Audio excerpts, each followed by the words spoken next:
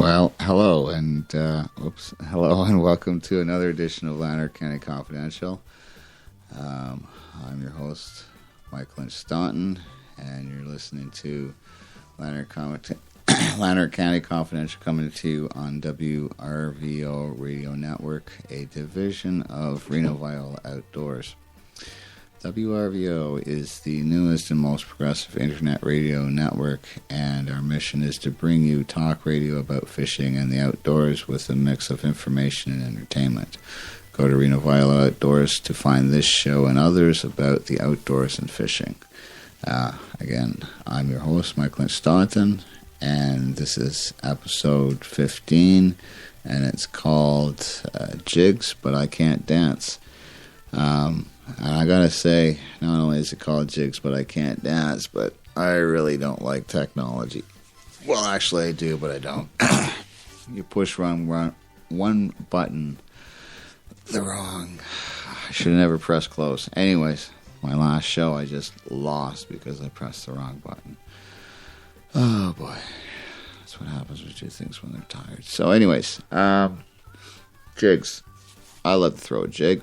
I've thrown jigs for a long time. Jigs have been around for a long time. I'm doing a bit of research for this show. I sort of discovered that, through speculation and maybe just, some common sense thinking, that archaeological digs have shown that man has been eating fish or has had fish in their diets for about 40,000 years. So in itself, that, sort of tells me that we've been trying to catch them for a while, and we've probably come up with a bunch of techniques until, each technological change has progressed and brought about, more and better tools. And that's pretty much what spawns everything, I would imagine. So if you look at the first hooks were obviously made of bone. The next hooks couldn't have been made until the Bronze Age, which is about 4,000 years ago.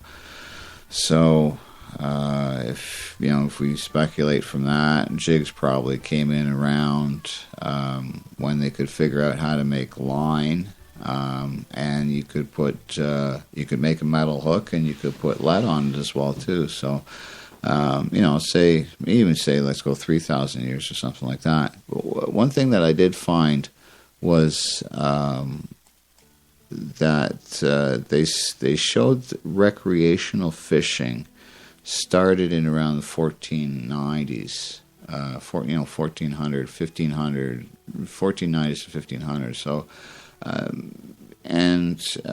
just from what I can find, is it would have been a variation of fly fishing with silk lines and stuff like that, and delicate flies and stuff. So I would imagine that's what the recreation guys were all about.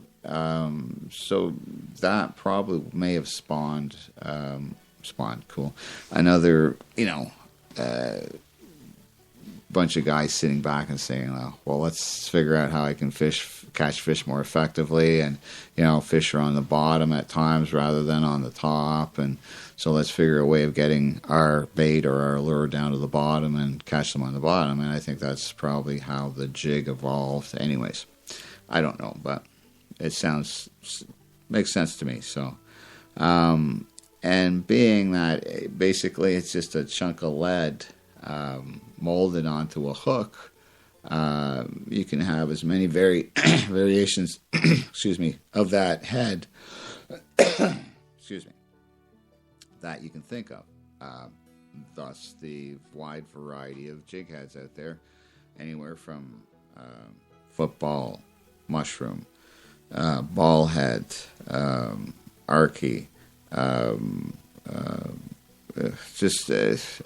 should have brought the Do It book here. You've got jigs for tubes. You've got jigs for live bait. You've got saltwater jigs. You've got triangular shaped jigs. You've got, just a variation of head design is probably 50 different variations. And the majority of these jig heads came about was from saltwater applications, from what I could see, anyways. But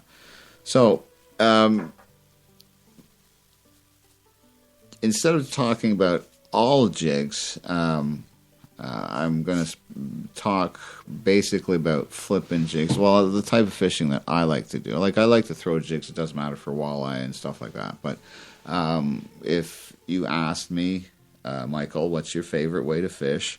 Or if you could go fishing and this is how you could fish all day long, I would say I'd want to throw a jig into deep weeds and, pitch a jig into deep weeds, and that's basically what I'd want to do all day long.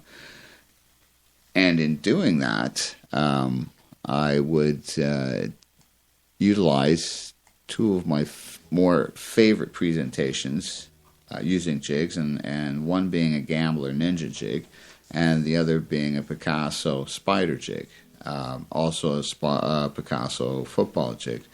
But that's more fishing a flat, so that's another variation of jig fishing, but I'm not going to get into that today. Basically, today I'm just going to talk about Gamblers, Ninja jigs, and how I fish them, why I fish them, and the Picasso jigs and why I like to fish them, and how I fish them as well too.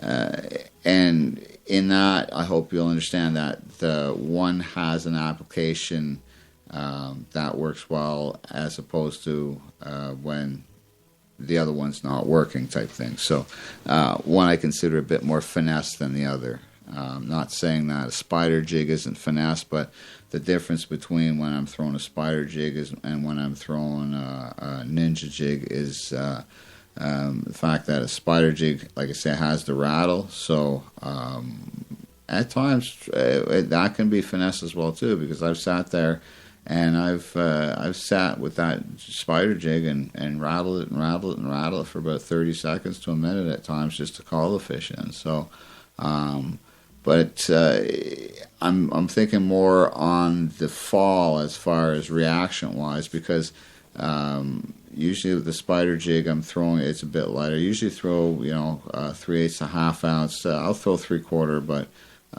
typically I save the Ninja jig for the 3/4 and up, because what I throw on that as a trailer gives it a very compact profile or silhouette as it's going through the water. And with a 3/4 ounce to 1 ounce lure or jig head that you're throwing, the fish are not looking at it as as a finesse bite, as that's my way of looking at it, but some people might define it differently. But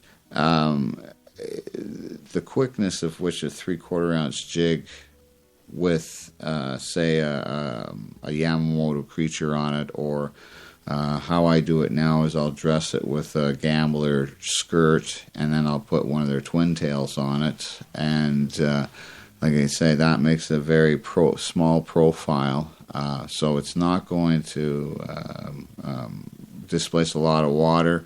It's going to fall rather quickly. So in itself, it lends to fishing rather quickly as well too, because when I'm doing a weed line, I'll throw that out, say 10, 15 feet of water. It'll go down. It takes about 2-3 seconds, maybe 5 seconds at the most. And then, you hop it a couple of times, mimic a crayfish just moving across the bottom. If you don't get a bite, if you don't have a bite on the fall, or you don't have a bite after hopping it, or, jigging it on the bottom a couple of times, then you reel it in, and, by that time you've moved the boat up to where it is, and you keep on going. You throw it out another 10, 15 feet, and you keep on going. So you want a jig that falls pretty quickly. Because it's falling that quickly, the fish don't really have a chance to key on exactly what it is, but they're keying on where it's going, and at that point they run over.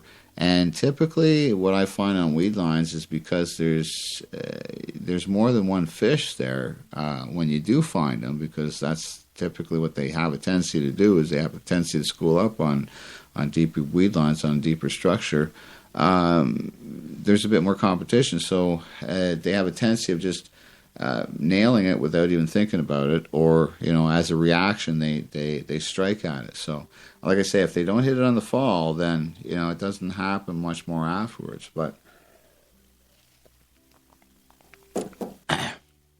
and where I find the spider jig works a bit better is in shallower cover, say lily pads or muck and stuff like that, or a shallow weed flat type thing. And what I'll do is I'll throw it into the lily pads, and I'll just sit there and shake it and rattle it and rattle it and rattle it. And I've done that for up to 2 minutes. We'll remember one day we were on muskrat, and the pattern was throw it out and just rattle it for a minute, rattle it for about 20 seconds, let it sit, and then rattle it about another 20 seconds and let it sit, and then rattle it again. And it took about 2 or 3 minutes, but finally, boom, there's just a little tap on the line, and you set the hook, and it was a fish. It was it was a good fish as well too. So that that, to me, that's a more of a shallow water pattern, or a way of calling a fish in, than you would on deep weed lines. Because unless it's really dirty water, and fish typically are not going to be out there in dirty water, they're going to be a bit more shallower if it's that dirty. They're looking up, and they're going to see this thing come whizzing down, and they're going to hit it out of like I say, I got to get to that, or it's it's a aggression type thing. It's in my area or whatever. It's not that they're hungry. It's just that it's something that it's I don't know. It'd be like somebody knocking at your door at 4:00 in the morning, you disturbing you when you're sleeping type thing. Like get the hell out of here type thing. So, but anyhow, I don't know if it's like that, but. Because you don't eat them, but but it is a reaction strike, and that's what you're looking for, and that's what I don't see as much out of the spider jigs, because of, like I say, the rattle and stuff like that. They know it's there. They're hearing it, and it's more, to me, it's more like it's a crayfish to them, and they hear that rattle as a crayfish, and that's what they're associating it with. So, but anyways, I'm not sure. But that's what I think, and that's what's working for me. So, and on the spider jigs as a trailer, I like to say I'll take even some of the gambler crawfish and put those on. I'll bite them down and use them as a trailer. I'll use their twin tails as a trailer. I also like to use the yum trailers on them as well too, the blue black ones and the pumpkin seed ones. So and basically in both these I only have excuse me, I only have 2 colors. I have here we go again. That's why I brought my water. I basically have 2 colors, black and pumpkin seed, or brown, but it's a pumpkin seed color. And in the black, it's a blue-black trailer, or it's a combination of blue and black, some kind of variation like that. And on the pumpkin seed, it's a pumpkin seed, or it'll have some orange in it, or basically that's all. I try to keep it simple. I try not to go out and buy a whole bunch of plastics that I don't use, or a bunch of trailers that I don't use and stuff, and I just stick with the ones that have been working with me, and so that's why, like I said, I stuck with Gambler, and that's why I stuck with Picasso. I've been using these companies since the mid-90s. Gambler a bit longer than that. I think Gambler since at least the early 90s with Gambler. So and just because of the variation of products that they have, that's, like I say, why I've stayed with them. Especially when I first saw Picasso's football jig, and I'll talk about that another time. But the way they've made it, it's a bit more. It's got one feature that a lot of the other ones don't have. So. And because of that feature, it has a bit of a, not a idiosyncrasy, but on sandier bottoms, it kicks up a bit more than it would than another jig with a smoother bottom on it. But I'll go into that at another time. Okay, I'm just looking for something right here, but with the Ninja jigs, like I said, they have actually Gambler on their website has a thing called the Jig Shop, and if you go there, it'll give you the Ninja jigs, it'll give you their football jigs, and they have two versions of the Ninja jigs, a casting and a flipping jig. So you can swim a Ninja jig. They also have a section where you can get skirts. You can order a whole bunch, or you can go buy a bunch of different skirt colors, and then you can make your own jigs variations as well too. So and then they have different styles of skirts as well. So that in itself is nice because you have a variation. You're not stuck with everything. You're not stuck with what's on the shelf or what's on the store hook, because some lakes, and I'll tell you this, Mississippi has a tendency of, because of the watercolor, especially on the weekend, it was very tan in color. But that's because it's coming from up north more, or it's runoff more. But until the zebra mussels start cleaning it up. But Mississippi has a tendency for dark, like black in the morning, and as it gets into the daytime, then it's a pumpkin seed color or a brown color type thing. But I find on Big Rito or some of the other Rito lakes, it's just black, blue-black type thing. It doesn't matter the time of day.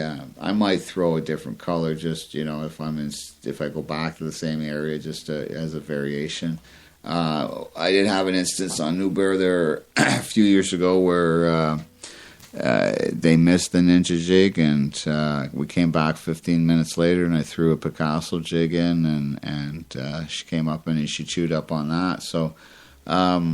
It's I have 4 to 6 rods rigged all the time with variations of jigs, pitching jigs, and the reason I do that is because if I find fish in an area, or there is a good bite on the weed line, and it's a good consistent bite, you can go back and forth. You can go back to certain areas, and you can throw a different color or a different variation jig, and then you can pick up more fish. Or you can catch a couple of fish and just pick up another rod with a different color jig and catch a couple more fish that way as well too. And that's why, I'll have a bunch of jigs that are designed to mimic, like I say, mimic crayfish, but also one will be a bit more finesse than the other. So, and as I explained earlier, the rattle to me at times is finesse and at times isn't finesse. I've had it where at times where the rattle spooked the fish on some bodies of water, and then some bodies of water it didn't. When I fish Kilmarnock and the Rito and stuff like that, I'll throw it onto those flats with the lily pads, and I'll just sit there and shake it. Sometimes on Mississippi I'll do that, but typically I like to go down. I like to put, if I'm fishing a spider jig, then I'll go down some rock, find a shoreline with some rock on it and find some smallmouth and do that. If I'm because Mississippi is such a shallow lake, typically I don't use too heavy a jig. 3/4 is about the most, unless I'm punching through some mat. And at that point, I'll go from an ounce to, now I can do 1.25 ounces with these Jigzillas that I just got in. And there's another. This is another variation of a jig. They've molded the head on this thing to be very weight forward, it's an inverse teardrop, and where they have the line tie on it, it's a very nice line tie as well too. So I can see this. This is their variation of a mat punching jig, which I guarantee you it will punch through the mat very easily. It's got a big Gamakatsu hook on it, which is not going to open up, and just where the line tie is on it, when it hits the bottom as it's jigged, it's going to rock the bait in a fashion that it's going to kick it up, and it's going to be right in the bass's face. So in that, like I say, that defensive posture again. So that's how these guys, when these guys start to develop jigs, you got to look at it in the fact that if the jig's 20 years old, was it how much thought went into it? I'm not saying this guy didn't put too much thought into it, but we have some specific technique style jigs these days as well too. Like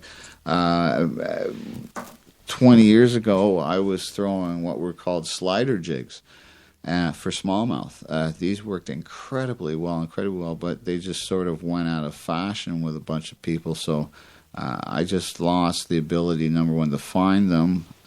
They've come back now, and I can find them again. But for a while there, they were specific to a certain area, to a certain bunch of fishermen, and that's what ended up happening. I found, anyways. So I stopped doing that, and then tubes came out, and then sort of replaced it with me. But I found that some days that I'm still pulling out my slider heads and some really, really small 1-inch grub style plastics to put on it, and still doing very well with catching smallmouth. And then again, there's another variation of a jig head. So it just goes to show you that if as a lure, I think the jig is probably by far the most versatile. Now everybody will probably give me an argument with that, but that's just my opinion. That's what I can figure out from thinking about fishing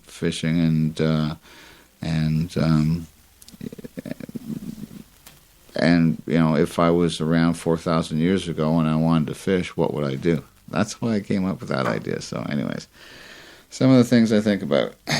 So trailers on these things. Trailers are basically, the trailer is going to match the jig color in some form or fashion.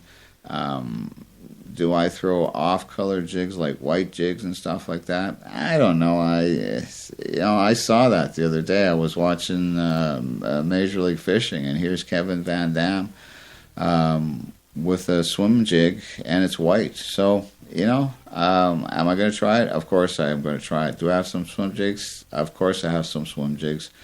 I have some swim jigs and some twin tails. And I'm going to go try it probably in a few weeks. I think they're going to work really, really well for pike. I think it's something that the pike would just chomp down big time on.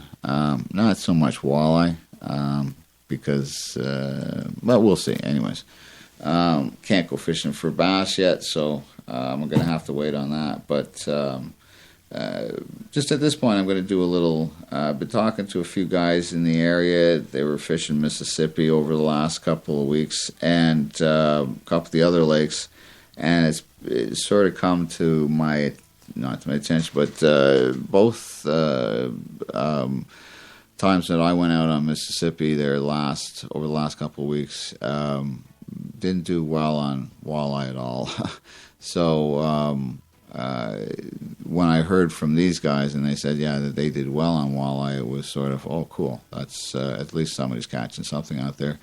I did real well on some bluegills and when I caught a couple of pike and a couple of out-of-season smallmouth. So, but I was looking for walleye. I was throwing a crankbait, which I caught all the smallmouth on a walleye diver amazingly, but I wasn't trolling. I was just casting down a weed line and and about 10 feet of water, and boom. So water temperature in the shallows was about 64, and in the main lake it was anywhere between 61 to 62 type thing, depending on where I was.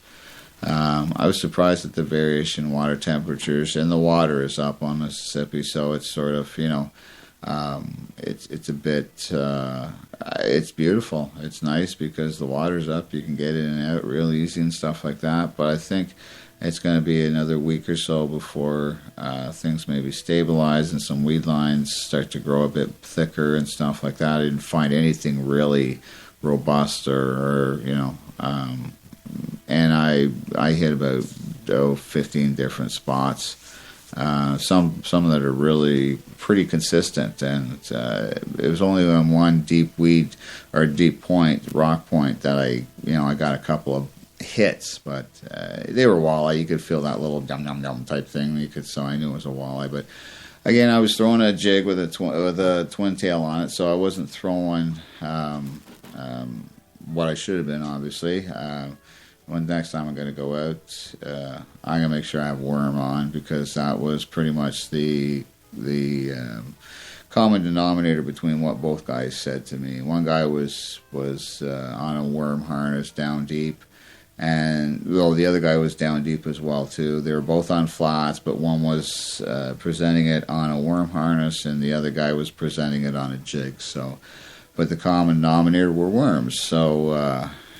This one guy said they went through about 200 during the weekend, but his biggest walleye was just over 26 inches, so it was a good walleye.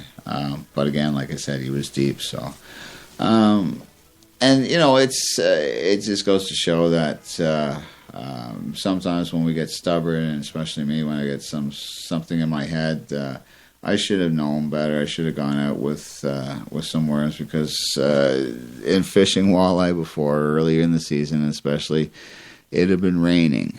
And because it had been raining, that's one of the things that they key on, is the worms get washed off into the water.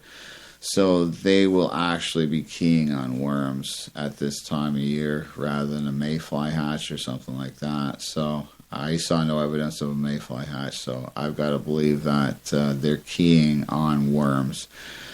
So the next time I go out, I'll be taking some worms with me. That's my fishing report for this week. I've got to apologize for not being more on the ball of doing podcasts over the last couple of weeks, but I've had a bunch of things I've had on the go, which have taken a fair amount of time.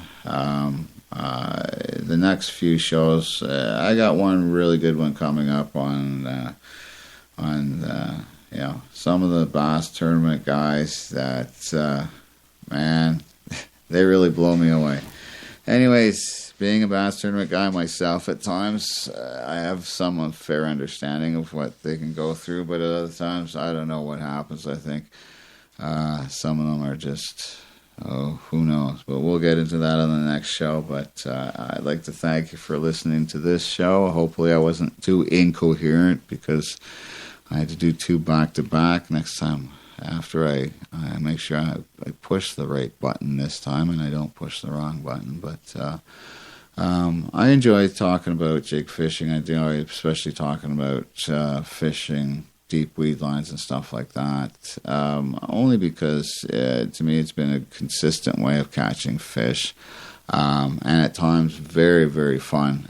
There's nothing better than coming up onto a point or a weed point goes into a bay or something like that, and catching 4 or 5 fish, bang, bang, bang. Nothing better than going out onto another weed or just a rock point and throwing a tube out. It's not throwing a tube, throwing a spider jig out and nailing smallmouth one after another. So it's something that I really enjoy doing. Dragging a tube is something else that I really enjoy doing for smallmouth, but that's another show. So that's about 5-10 more shows. So should be interesting. So anyways, if you get a chance, go grab some Ninja jigs, go grab some Picasso spider jigs, and throw whatever kind of trailer you want on them, whether it's a jig and pig style trailer or a crayfish style trailer, and see what you can do with it. But you'll be surprised at how many fish are caught on a jig. It's super fun. So anyways, I'm going on here. It's really silly now. So, but what was? Oh, one thing I was going to say. For anybody that's wanting to buy a custom rod, I'm having a sale on my custom rods. It's going to go through June and July. They're up to $100 off on some of them, $50 off most of them. So it's a good chance to get your hands on a custom rod. Most of them have only been used 1 year, and some of them not even very much in that 1 year. So send me an email at info@lanarkcountyconfidential.ca. Tell me what you think of the show. If you got any ideas, you got any questions, let me know what's going on. If you got a specific lake in Lanark you want me to check out, I will. If you want to go fishing for a day, shoot me a line. Sometimes I got an extra seat in the boat, and I never. Sometimes I just go and I don't have a chance to schedule it. So, but sometimes I will. Not sometimes I'll have an extra time, have an extra seat. So throw your name in. We'll see what happens. But anyways, enjoyed talking to you today. This is the show for this week. Thanks for listening. I invite you to tune in next week for another great show about fishing in Lanark County, Lanark County Confidential, where it's all confidential, is broadcast on the WRVO Network, a division of Reno Valley Outdoors. Thank you very much, and we'll see you next week.